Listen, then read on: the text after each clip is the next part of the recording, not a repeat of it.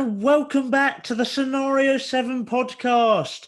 My name is Sam, and as always, I'm joined by my lovely co-hosts. It's Josh Bacon and Joe Roberts. Josh, you've returned. How are you two doing? I'm very well, thank you. It's finally good to be back, to be honest. Thank you very much. Yeah, I'm doing well, Sam. How have you been? You know what, Joe? I've been all right. Thanks for asking. And we're back, as I said, for a Britain preview. We've got a home race this weekend. We're very excited. We got one of our members is going, Joe. I mean, you're so lucky, and so he'll be able to give us some analysis, hopefully in the review, from what he saw from the grandstand. So we're very lucky to this week hopefully get this angle. Joe, are you looking forward to it? Oh yeah, I'm very much looking forward to it. It's been, I think I went in 2015 and that was a very good experience. And yeah, I'm in a grandstand on the Hamilton Straight, so I should see a lot, and hopefully, well, Hamilton wins. That's what I'm hoping. Yeah, this race. That definitely is the dream. But yeah, first of all, guys, talking about the Britain preview, what do you guys think about the track? Yeah, I personally think I wouldn't say it's the best track, but it's in the top 5 tracks on the calendar. They've changed it for a number of I can't remember. There's loads of additions if you look through the decades of Silverstone. They've changed it, and this for me is the best version. So yeah, it's got a lot of overtaking.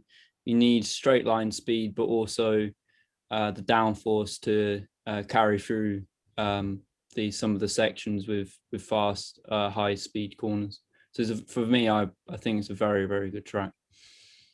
Yeah, I agree with Joe. It's one of the better tracks on the calendar, and obviously you've got the infamous Maggots and Beckett's corner, which should be fun. And yeah, like Joe said, there's loads of chances of overtakes and drama like there was last year and so on. But yeah, it should be an interesting race, especially strategy wise. So let's hope it's not a dull race, but a more interesting race.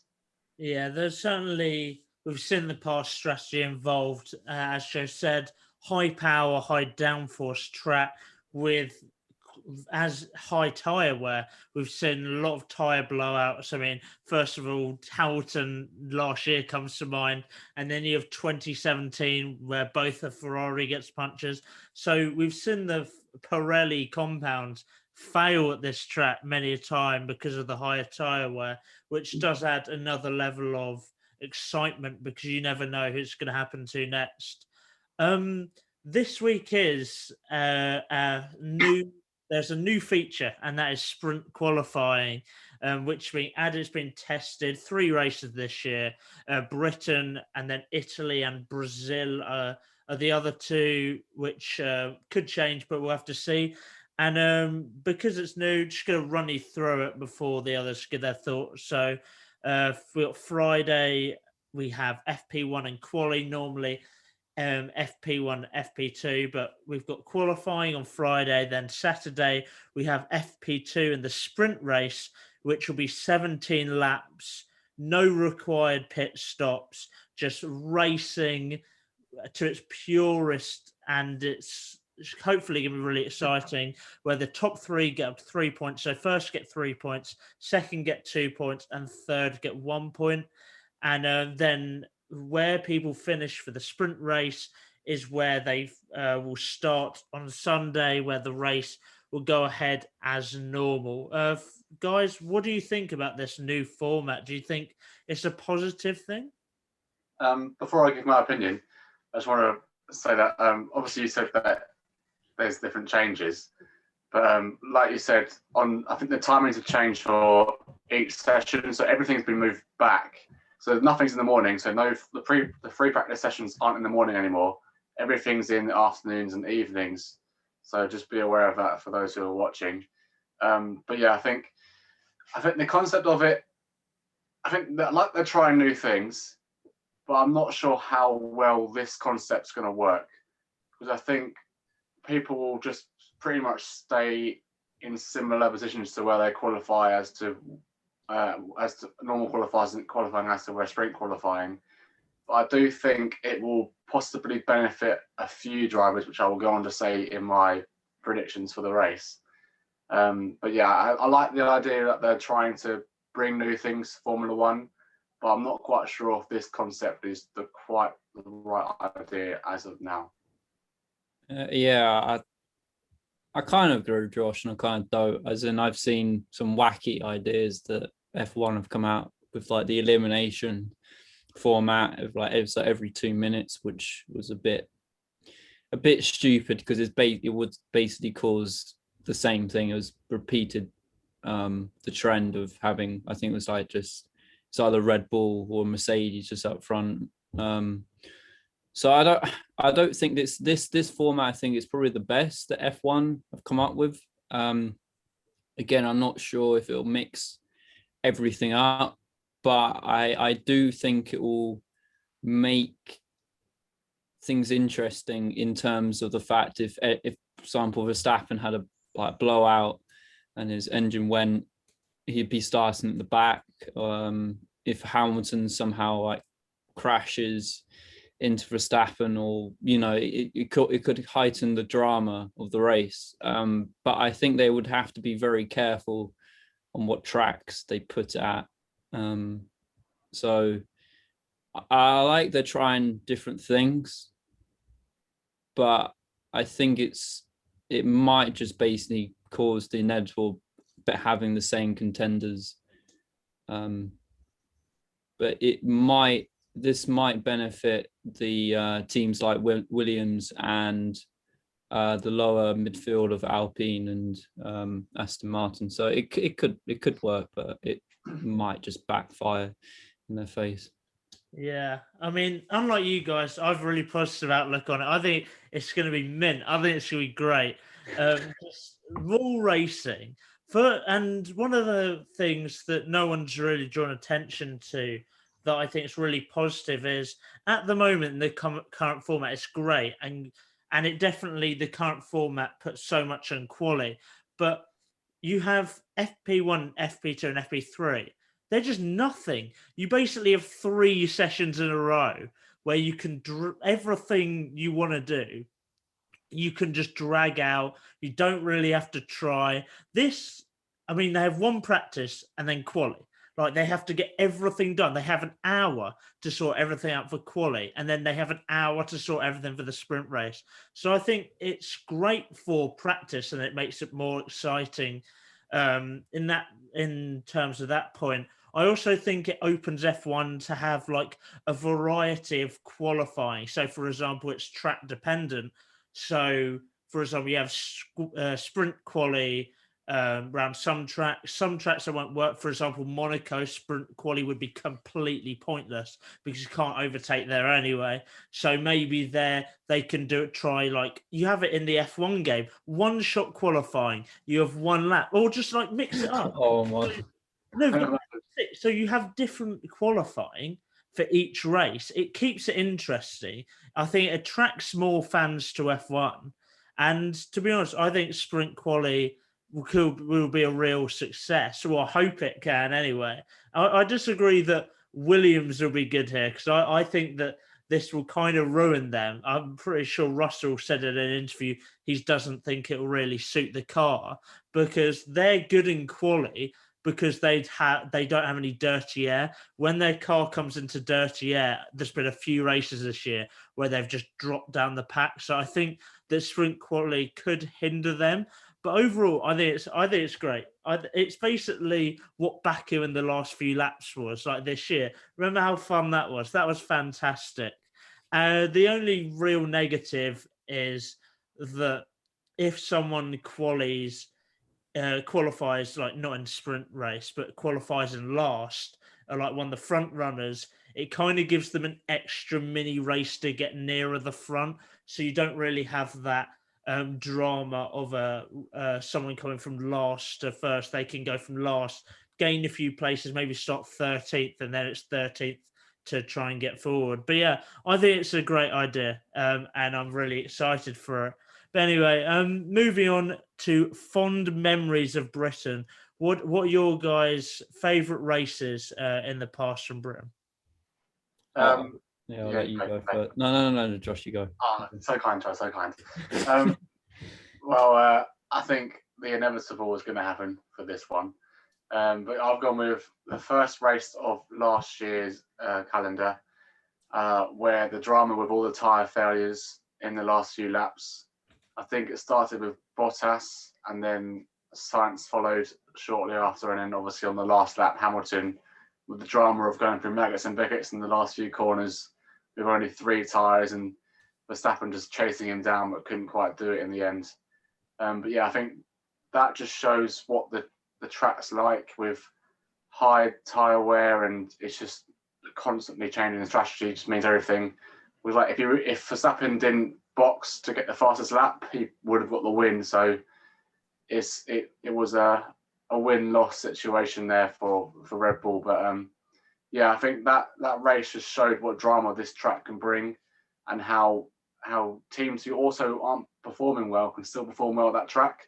Because last year, obviously, Ferrari didn't look that good, but the Leclerc still managed to get on the podium, and also Danny Rick came 4th and Lando 5th. So it can really mix up the group, and it shows that it doesn't matter about form. It just shows how well you drive and how good your strategy is. So I think last year for me is my fond memory of Silverstone. Yeah, I think for me, there's a number of races you can go from, like 2012 with Alonso and Weather, the battle for that. You also got for me, well, I know Sam's here 2017, which was also a very, very good race as well, and 2015 was a very good race as well. But for me, it's I think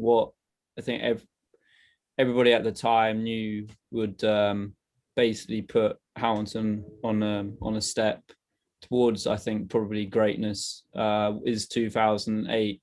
For me, that race, you can see it was going to be something special in the making.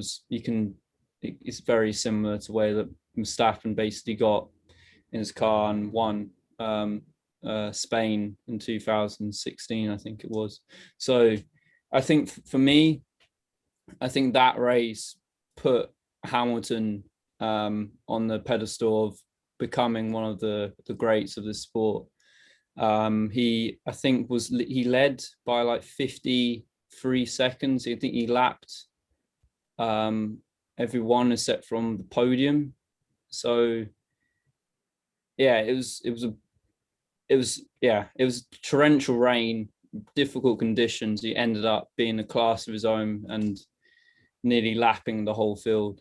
So it was for me, that's just the best British race, because the fact that it was just so unstoppable.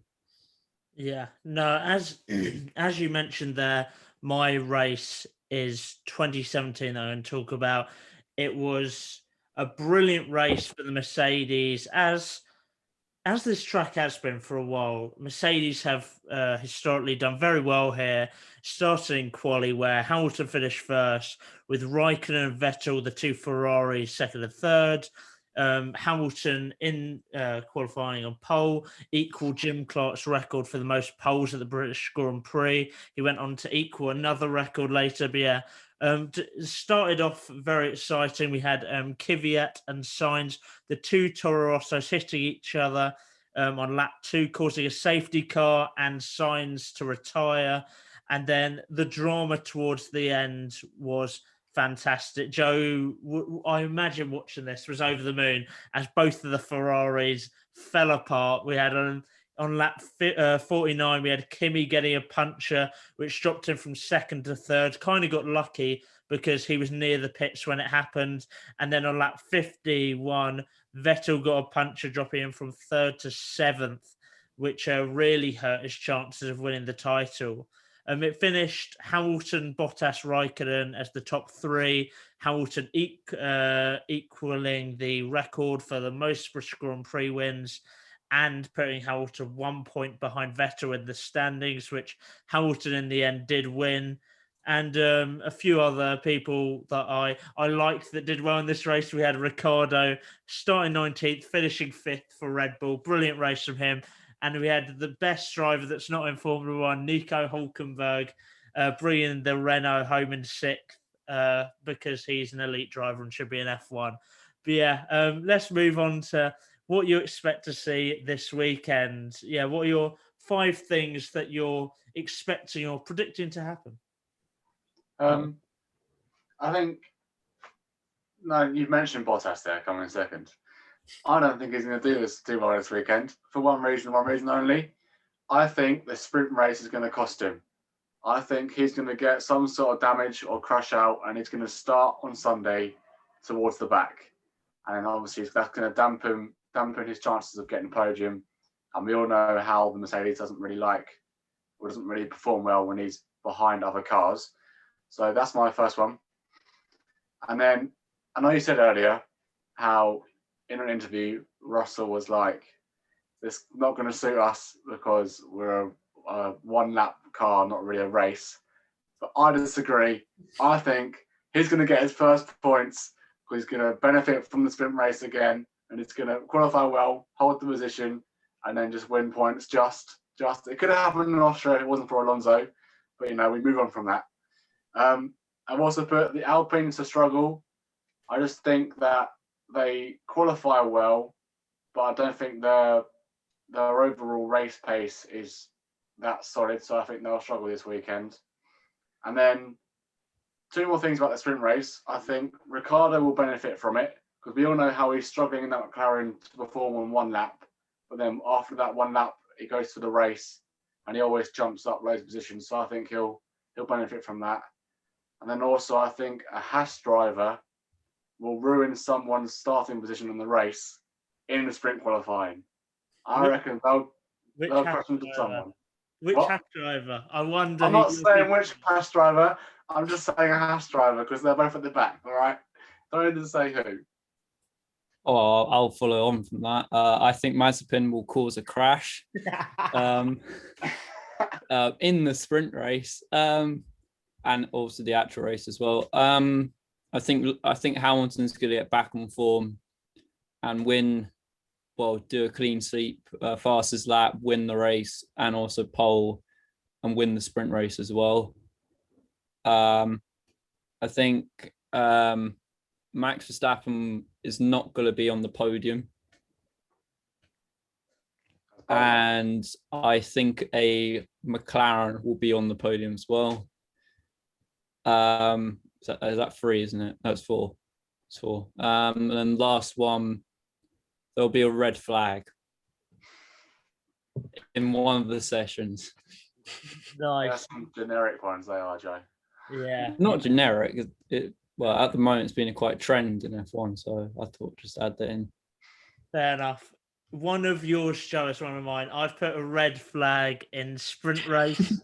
I agree. I just think that there will be definitely a collision of someone trying to overtake around a corner that they shouldn't really be overtaking. I've got Hamilton win. I've said this a few times, but he just always finds a way to win in Britain, and I really hope he does to make the championship more exciting. I think there will be some driver news for 2022 because it's been heavily rumoured that it would happen in Britain. Might not be a Mercedes, even though that's the most likely. I just feel like someone will get announced to a different team here.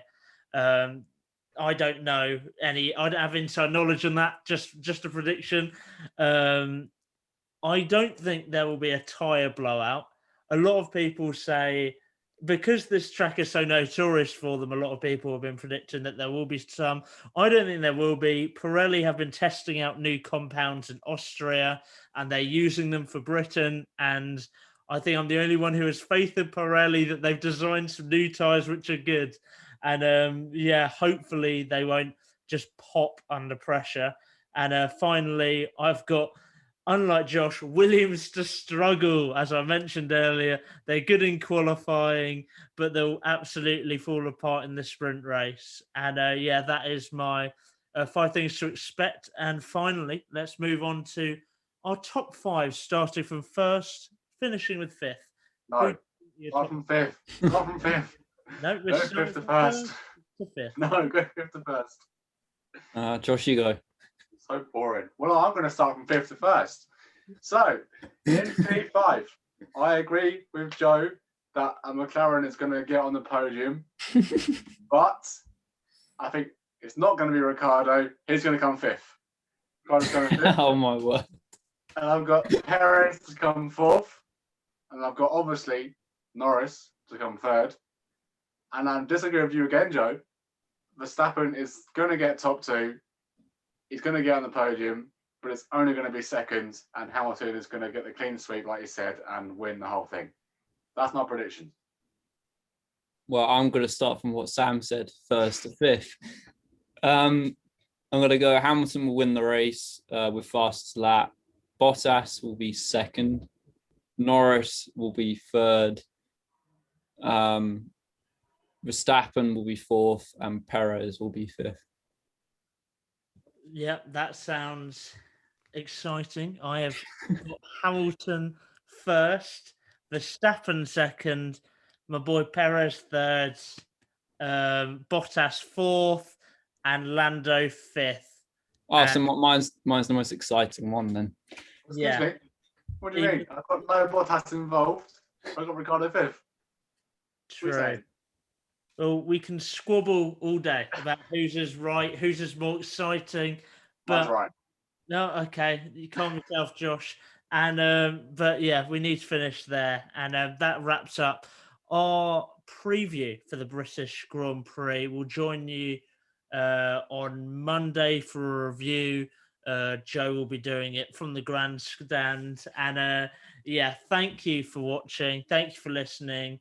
Like, subscribe, download, stream, whatever you need to do. And we'll see you Monday. Thank you.